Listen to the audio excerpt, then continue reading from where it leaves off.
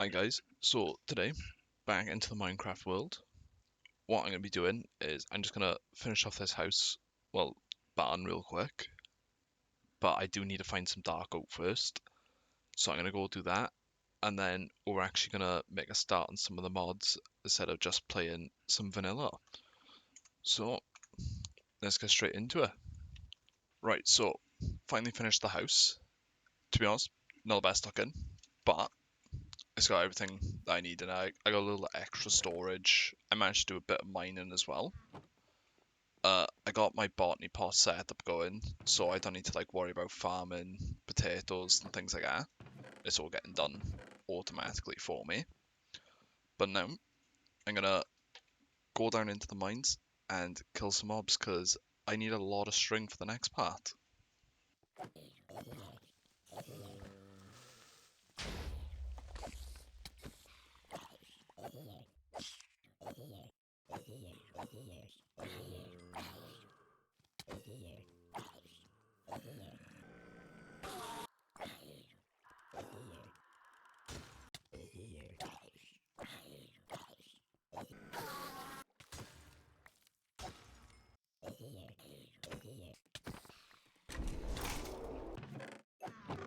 Alright guys, so just come back from the mines and I got quite a lot.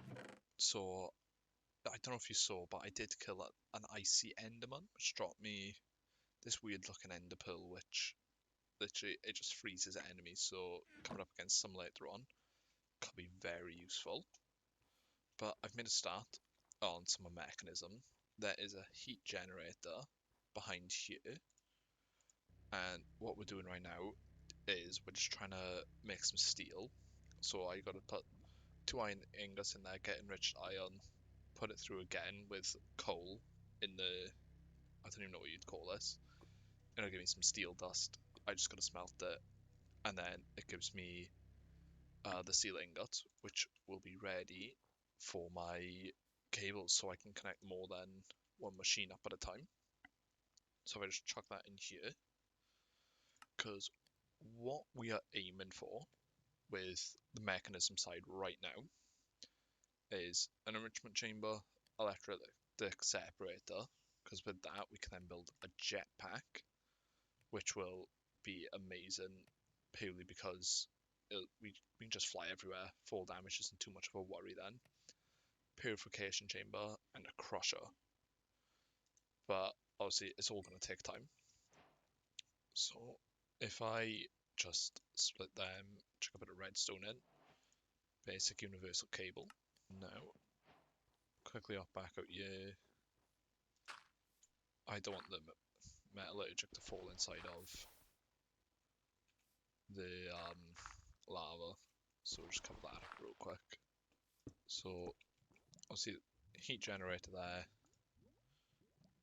then that is my coal, and then that will be my redstone one. So if we just chuck half a stack in there, nice and full. Before we can start any of that, we need to get our gold. With 8 there, which we could turn into 16, and we need 18. So we need to get this up and going. So steel casing. Oh, we're gonna need some sand.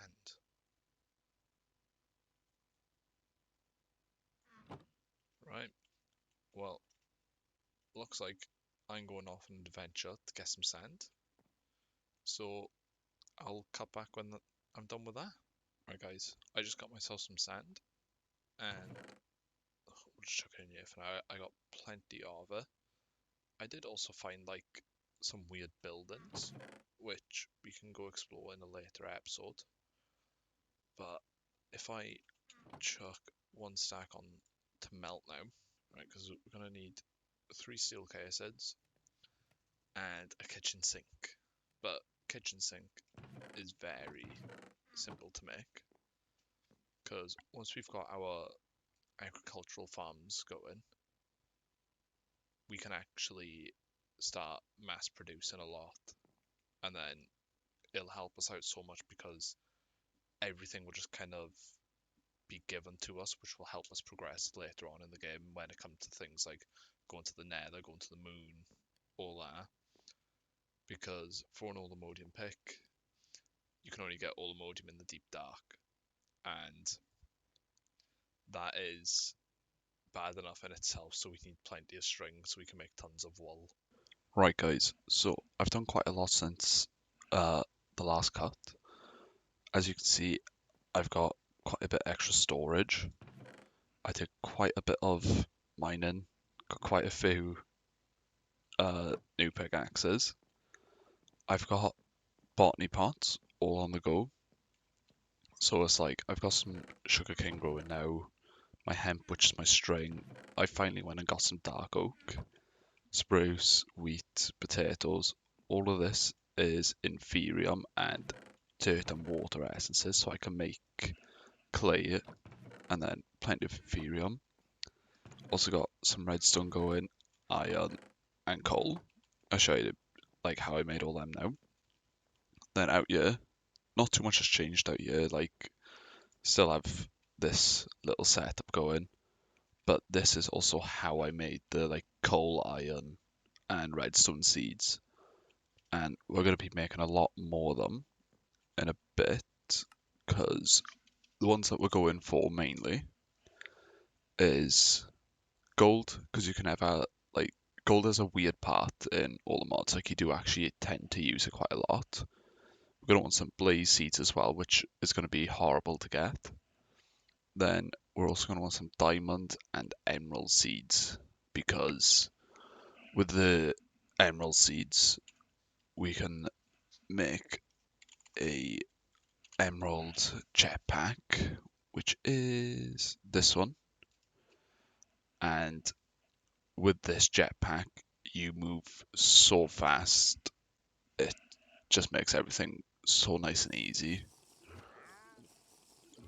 But let's go to bed and I'll show you what we're doing now. So, one thing I need to do is for a better power source than just this little heat generator, because I found mechanism power sources, they're not the best. We're going to need some blaze powder. So we're going to have to go to the nether. I do have the obsidian for it, but I don't want to just have the portal out in the open. So I'm going to build myself a house, build myself like a nice little dungeon room underneath, and that will house all of our portals, whether it's the Aether, Nether, Everdawn, Everbright Undergarden, Twilight Forest. So I'm going to make a start on them, and then I'll cut back to you now. Right guys, so I finished building the house. To be fair, it's not as bad as that one over there. And as you can see, I have added some windmills onto this, just so that we're getting that bit extra power. And you can see I've got a backpack and a jetpack on. So jetpack runs off hydrogen. It's pretty easy to fill up. It holds, well, 24,000 mega buckets. But when it's filling up, it does drain this power, so we really need to start working on getting a better power source. But to do that, we have to go to the nether, and I've got all that set up ready. But look, I got plenty of potatoes ready for food. Backpack, I got a lot of deep slate in there, and you'll see why now. But I've also got a cardboard box, so that when I find a blaze spawner, I can chuck it in that box, and then I can just bring it to the overworld and have somewhere for it. But as you can see, this place is not lit up very well, and there are some mobs here. So let's just quickly deal with these. I knew I could hear that. Couldn't see him though. I'll fix that in a bit now. Just eat some potatoes real quick. Oh, there's another wraith right there. Oh, he's coming. So, I'm gonna hop into the nether now and see where we spawn, what we can find, and hopefully when we come back we don't get swarmed by mobs. If there's loads any quicker. Grab. Oh. What? kind of biome is this? Erupting Inferno. Well, it's one pretty low, which is going to be good for the netherite later. And, whoa, this looks weird. But,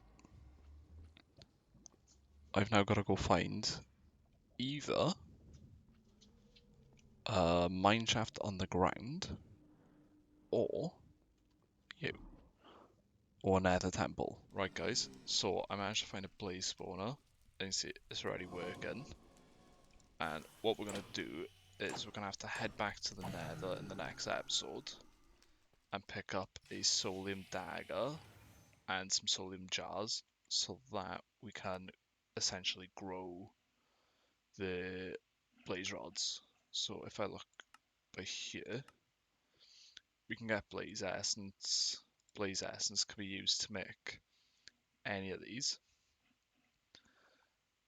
But to make them, I gotta get 40 kills of blazes with solium seeds to fill the jars.